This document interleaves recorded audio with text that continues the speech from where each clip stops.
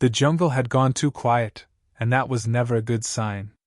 When predators fell silent, it meant one of two things: either they were hunting, or something had terrified even them. Karyu, matriarch of her pack and one of the fiercest hunters on the planet Vorith, felt the silence sink into her bones like ice.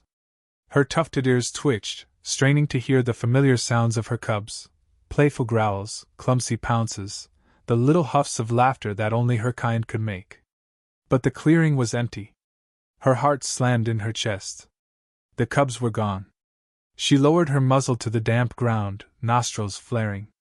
No blood, no drag marks. Just trampled grass, 3 sets of small paw prints, and something else. Something wrong. A smell alien to this world: burnt ozone, sweat, and iron. Her lips peeled back, fangs glistening. A human had been here. Across the clearing, 2 hunters of her pack exchanged uneasy glances. They had no word for human in their tongue, but they all knew the stories: soft-skinned, upright, fragile-looking creatures who wielded fire in their hands and bent machines to their will. Outsiders. Strangers. Dangerous in ways her kind could not predict. The cubs, her cubs, were with one of them. Karyu loosed a guttural roar that made the jungle canopy tremble, vowing to rip apart whoever dared touch her young. But half a continent away, sprawled beneath a crude shelter of leaves and branches, a lone human named Daniel Hayes was staring down at a very different problem. He had been stranded on Vorith for 3 weeks, ever since the survey shuttle he'd been riding in had suffered a catastrophic engine failure. The pilot hadn't made it, the distress beacon had fried, and Daniel had been left alone with nothing but the clothes on his back, a half-functional data pad, and his stubborn will to survive. He'd grown used to Vorith's dangers: fangs in the dark, venom dripping from flowers, storms that shredded trees like paper. But this was new.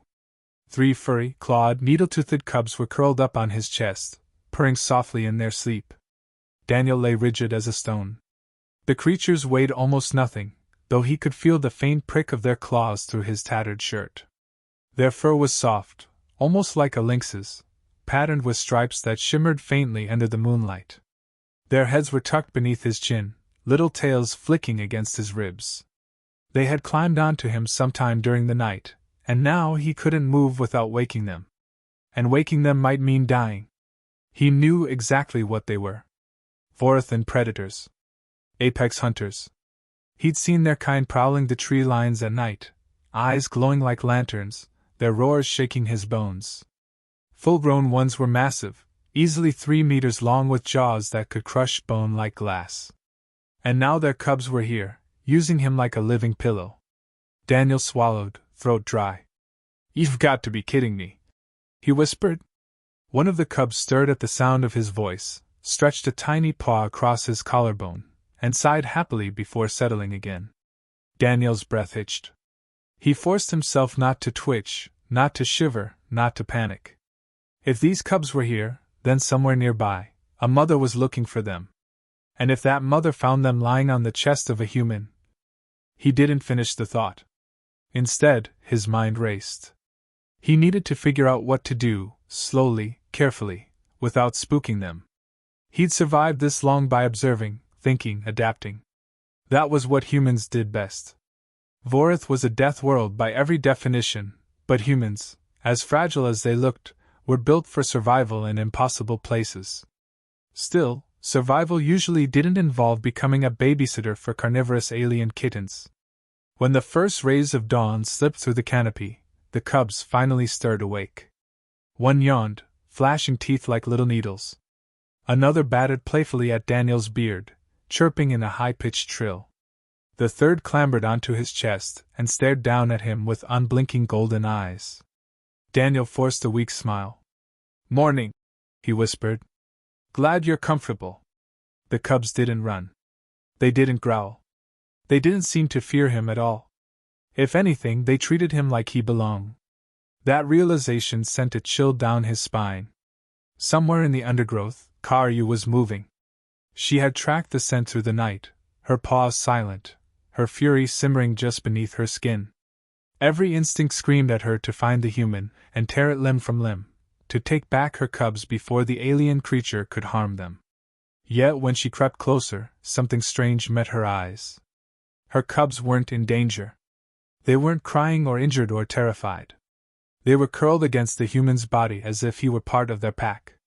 Karyu froze, her predator's mind caught in a web of confusion. This should not be. Cubs did not trust outsiders. They did not seek comfort from prey. And yet there they were, alive, unharmed, their fur brushed smooth as though the human had groomed them. For the first time in many seasons, Karyu felt uncertainty. Daniel, oblivious to the eyes watching from the shadows, eased himself upright, the cubs tumbling into his lap with indignant squeaks. He looked at them, then at the dense forest beyond, and let out a long sigh. "All right," he muttered. "Looks like I've got roommates now. Guess we'll figure this out together." The cubs chirped, as though in agreement. And somewhere in the brush, Karyu's claws dug into the soil. She would follow. She would watch. And she would decide whether this strange, fragile human was a thief of cubs, or something far more dangerous. The line had been drawn. The human didn't know it yet, but he was at the center of a storm, one that would shake the jungle, the pack, and maybe even the stars themselves. It was one thing to be caught with the predator's cubs curled up against him like house cats. It was another thing entirely to walk back into the alien encampment holding their sleepy, yawning bodies in his arms. Jonah had faced down firefights, the merciless silence of the void, even the gnawing hunger of survival rations stretched too thin across too many days. But none of those things made his palms sweat quite like this, carrying 3 predator cubs, creatures every species in the galaxy had agreed were untouchable, to their waiting mother, who could likely bite him clean in half before he'd have time to scream. The alien encampment came alive as soon as the warriors saw him. Their pupils flared wide, reflecting light like predators caught in a torch beam. Their claws flexed, tails lashing the dirt, every instinct telling them a fragile human could not, be handling their young. A low growl rippled across the crowd, primal and dangerous. Jonah's throat went dry. He began, adjusting the smallest cub on his shoulder as it let out a squeaky yawn. They found me. Not the other way around. It wasn't exactly a compelling legal defense. A massive figure parted the crowd. Taller than Jonah by nearly 3 heads, her scaled hide shimmered under the alien sun, and her amber eyes were locked squarely on him.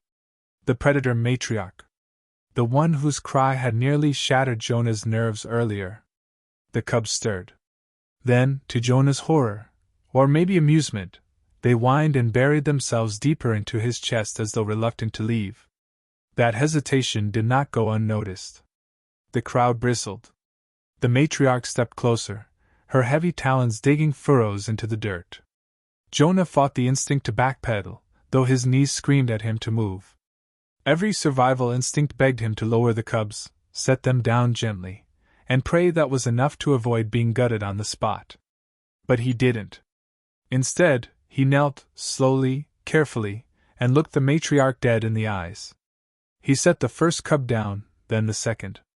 Both padded toward their mother hesitantly, glancing back at him. The third, the smallest, latched onto his sleeve with surprising strength, refusing to let go. The matriarch's chest rumbled. A sound that might have been warning. Or confusion. "Come on, little guy," Jonah whispered, trying to coax the cub to release him. "Mom's right there. I'm not sticking around to get turned into lunch." The cub squeaked defiantly. Gasps rippled through the gathered aliens. It was one thing for their young to tolerate a human's touch in the wilderness. It was another for them to choose him over their own kind in front of everyone. That was not just unusual, it was unthinkable. And in a society built on strength, dominance, and rigid hierarchy, the implications were explosive. The matriarch lowered her head, nostrils flaring as she sniffed Jonah. He braced himself for the flash of teeth, the tearing of claws, his body broken and forgotten before anyone had the chance to intervene. Instead, she exhaled. A hot gust that reeked of blood and earth but carried no violence. The crowd went utterly still. Jonah's brain screamed at him to do something, say something, but his mouth went dry. He did the only thing he could think of. Slowly, deliberately, he extended his arm, offering the cub back to its mother. The cub resisted, whining, clinging even tighter. The matriarch's eye twitched. For a terrifying heartbeat, Jonah thought she might rip the cub free and take his arm with it. But then, the impossible happened. She pulled back. Straightened. Her voice, guttural and low, rumbled through the encampment like an earthquake.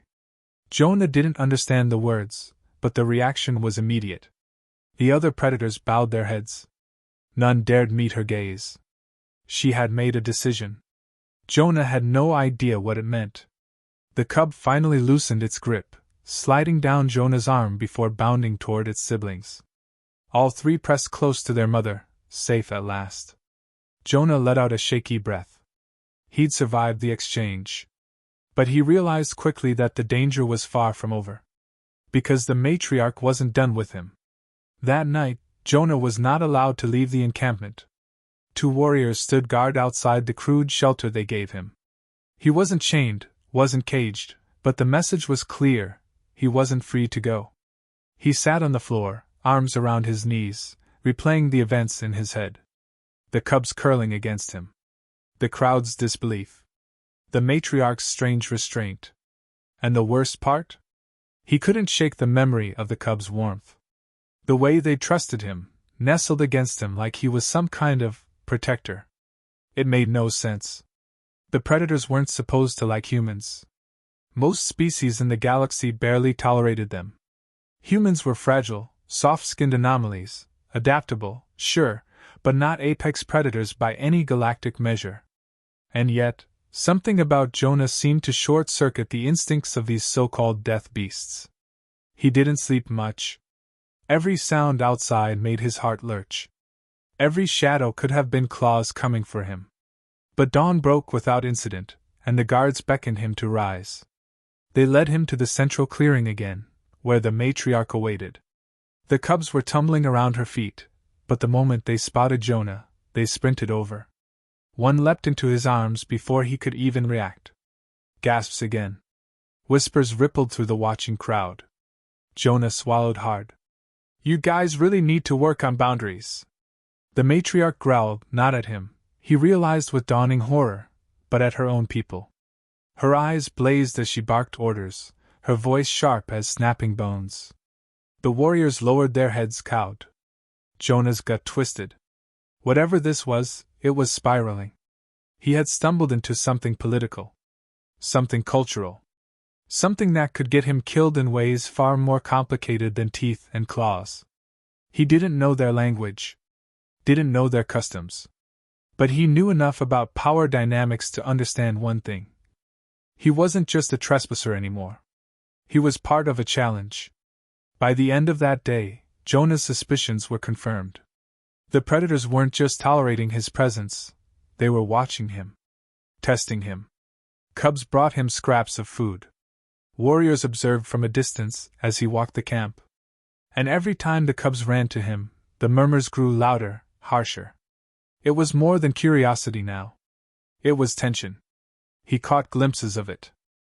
In their eyes, jealousy, outrage, maybe even fear. He had accidentally undermined their hierarchy. The cubs choosing him meant the matriarch's authority could be questioned. And in a society like this one, questioning authority rarely ended in polite debate. Jonah sat by the fire that night, stomach knotted. He wasn't sure how much longer he could keep dodging the consequences. And then the ground trembled. The first roar split the air, deeper, louder than anything Jonah had heard before. The camp erupted in chaos as warriors scrambled to formation. From the tree-line, shapes emerged. Bigger predators. A rival clan. Their eyes glowed in the firelight, their weapons glinting. Jonah's blood ran cold. This wasn't about him anymore. It was about war. And the cubs had run to him again, pressing against his legs, trembling as the first clash of steel and claws rang out across the clearing. Jonah had never been a soldier in their war. But as the battle erupted around him, he realized something bone-deep and terrifying. He was about to be dragged into it anyway. Forest was no longer quiet. The predator's roars rolled through the canopy like thunder, shaking leaves loose and sending smaller creatures scurrying in panic. What had once been a background hum of strange alien wildlife was now an orchestra of chaos, all sparked by one simple fact: its cubs were gone, and every instinct screamed they had been taken. What it didn't realize, at least not yet, was that they had gone willingly, their tiny forms curled against the warmth of a human's chest, soothed into slumber by the rise and fall of his breathing. Nathan crouched in the shadows of a tree hollow, arms curled protectively around the cubs. They were warm, soft, their little claws occasionally digging into his shirt as they shifted in their sleep. He hadn't planned this. Hell, he hadn't even thought this was possible. These creatures were born of nightmares, fangs like daggers, eyes that glowed even in the dark, bodies sleek and made for killing. Yet here they were, trusting him enough to sleep as though his heartbeat was a lullaby. The roars grew louder. The mother was close now. Nathan knew if she found him here, crouched in a hollow with her offspring wrapped in his arms, she would not pause to ask questions. She would kill first, and maybe figure out the rest after. His mind raced for solutions. He could try to run, but the cubs were too small to survive the sprint, and besides, she would smell him. He could try to hide, but predators weren't fooled by tricks of camouflage. The only way through this would be to face her. A branch snapped in the darkness, and Nathan's instincts flared. He slowly shifted the cubs onto the ground beside him, tucking them into the curve of his jacket, creating a makeshift nest. They stirred but didn't wake, sighing with soft chirps that sounded more like kittens than monsters. Nathan's lips twisted into a wry smile despite the pounding of his heart. "Cute little terrors, aren't you?" he whispered. The ground shook. The predator emerged. She was massive, easily 3 times Nathan's height, her body bristling with fur and muscle. Her fangs glistened with saliva, and her claws gouged grooves into the dirt with each step. Her eyes, those golden, blazing eyes, locked onto him.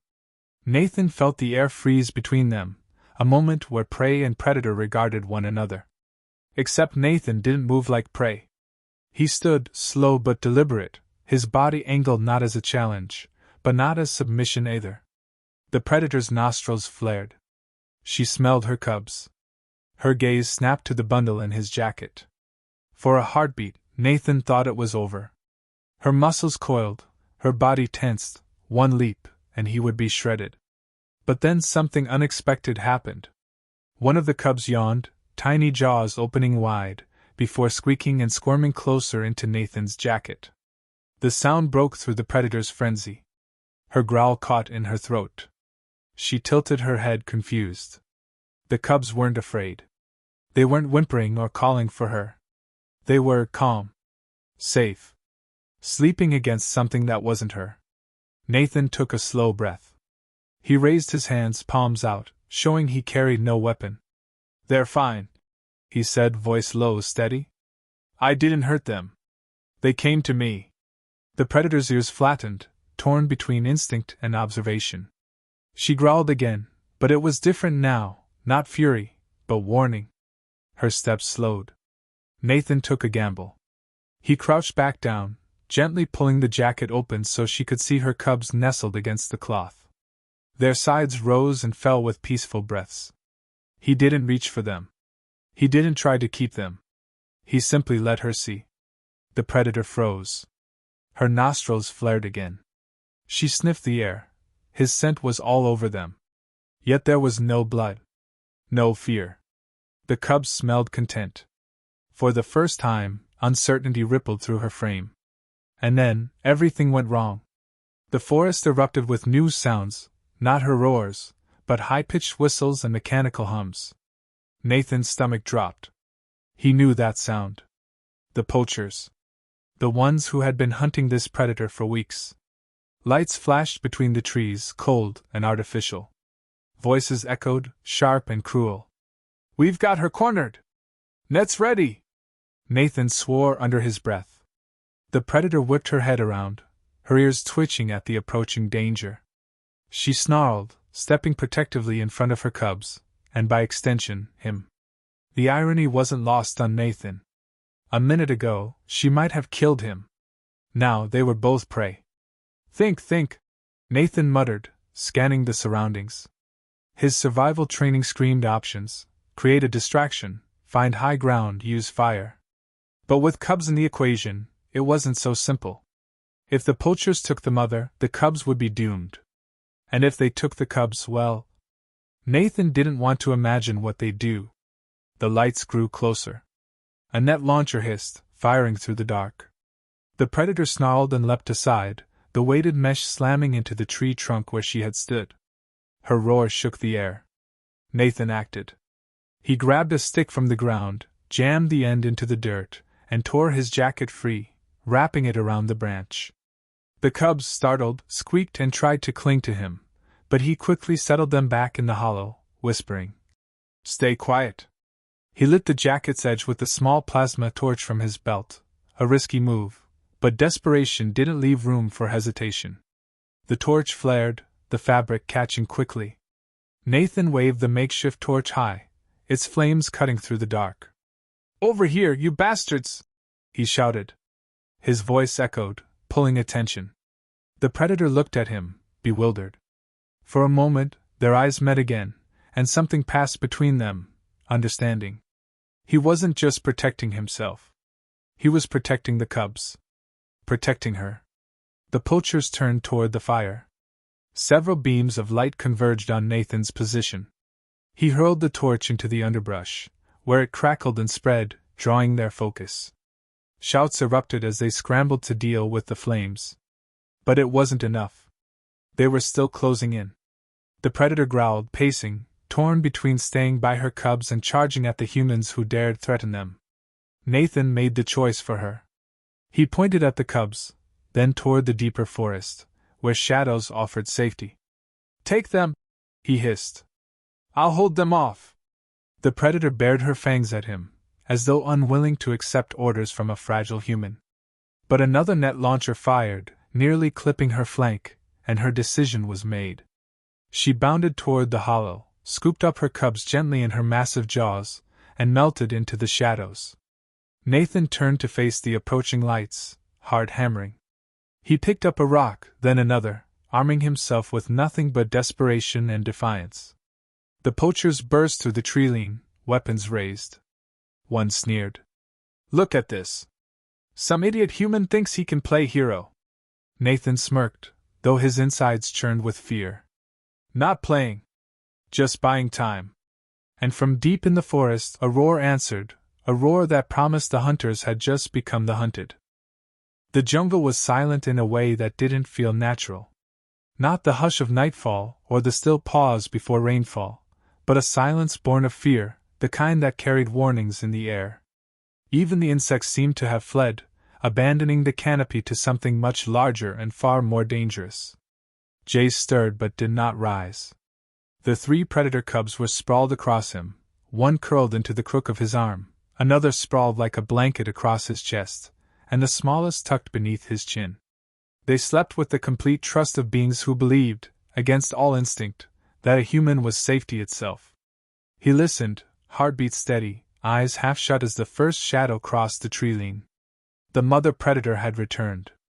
Massive shoulders rippled with muscle beneath striped fur, her eyes twin lanterns of gold catching the faint bioluminescence from the jungle floor.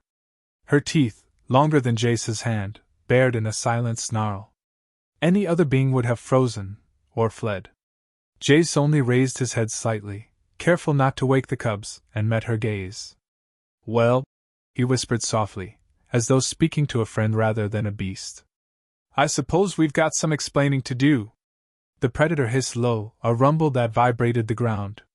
The cubs stirred, but instead of fleeing, they burrowed closer into Jace. The sight gave the mother pause. For cycles uncounted, no creature, alien, predator, or otherwise, had been trusted by her young. Yet here they clung to the human like he was blood of her blood. Her instincts screamed threat, but something deeper in her primal core hesitated. Jace shifted slowly, hands open, palms outward. "They wandered," he murmured. "Found me instead of trouble. And trouble found us anyway." He gestured toward the half-burned clearing where alien machines still smoked. Pieces of the scavenger drones, the ones that had stalked the cubs, lay scattered, crushed under human fists and boots. The predator's gaze darted from wreckage to man. The jungle's silence fractured with distant clicks, the scavengers swarmed regrouping. They were coming back. Jace's eyes narrowed. He could handle them if it was just him. But with the cubs? With their mother uncertain of his role? That was a gamble measured in seconds. The cubs woke fully at the sound. One yawned, small fangs flashing, and peered at the mother. It gave a soft, trilling chirp, then pushed its head against Jace's chest as if to declare, "This one is ours now." The mother growled again, torn between rage and confusion. She had to reclaim them, by force if necessary. Yet if she did, she risked drawing the swarm's attention, scattering her offspring into the path of machines again. Jace took the decision from her. He stood in one smooth movement, cradling the cubs without hesitation. "Listen," he said firmly, his voice cutting through the night like a blade. "We don't have time for your pride or my explanations. You want them alive? Then trust me long enough to finish this fight." The scavenger swarm arrived. Metallic bodies poured through the canopy like a living tide of knives, each drone spindly and insectal, clicking in hunger as sensors locked on warm flesh. They moved as one, an apex machine mind designed to strip bone from prey. Jace shoved the cubs gently toward their mother. "Hold them." His words weren't a suggestion. The predator blinked, stunned that a human would dare command her. Yet without thinking, she gathered her offspring beneath her chest. Then Jace ran. He met the swarm head-on, a blur of fists, boots, and steel. He wasn't just fighting, he was dismantling. Every strike targeted weak joints, every kick shattered sensors, every motion precise in ways no predator, no soldier, no machine could predict. He fought like a storm given flesh, and the jungle floor cracked beneath the violence. Drones fell in showers of sparks, their bodies broken into heaps of useless metal. Others swarmed tighter, overwhelming him in sheer numbers. He ducked, rolled, grabbed one by its spindly arm and used it as a flail against its kin. Sparks painted the night like fireflies gone mad. The mother predator watched, shock etched in her primal instincts. She had lived her life as the apex, the nightmare other species whispered about. Yet here was a lone human, barehanded, making war look like art. But even storms can be drowned. The swarm pressed harder, waves upon waves, metal shrieking as claws raked across Jace's side. He staggered, blood streaking the ground. The cubs shrieked, their cries piercing. The mother roared, an earth-splitting sound, and finally joined the fight. She exploded from the shadows with all the fury of her kind, claws tearing drones apart as if they were fragile twigs. Together, man and beast, they carved a circle of defiance into the swarm. It wasn't enough. The swarm adapted, pulling back, reorganizing into a spiraling net of metal and razor limbs. Jace spat blood and laughed, wild and unbroken. Figures. They learn. He reached into his belt, pulling free the last weapon he had, an old pulse charge meant for emergencies. Its unstable core hummed faintly, glowing blue in his palm. "This," he muttered, "is going to hurt." He glanced at the mother predator, her golden eyes blazing as she tore another drone in two. "Keep them safe." Then he ran straight into the heart of the swarm. The cubs wailed. The mother roared in protest. But Jace didn't stop. He hurled himself into the writhing mass, detonator pressed tight. The world erupted. Light consumed everything, blue fire swallowing metal, splitting trees, shattering the night with thunder that rolled across the jungle. The shockwave flung the predator backward, shielding her cubs with her massive body. When the fire faded, silence returned. This time, not the silence of fear, but of aftermath.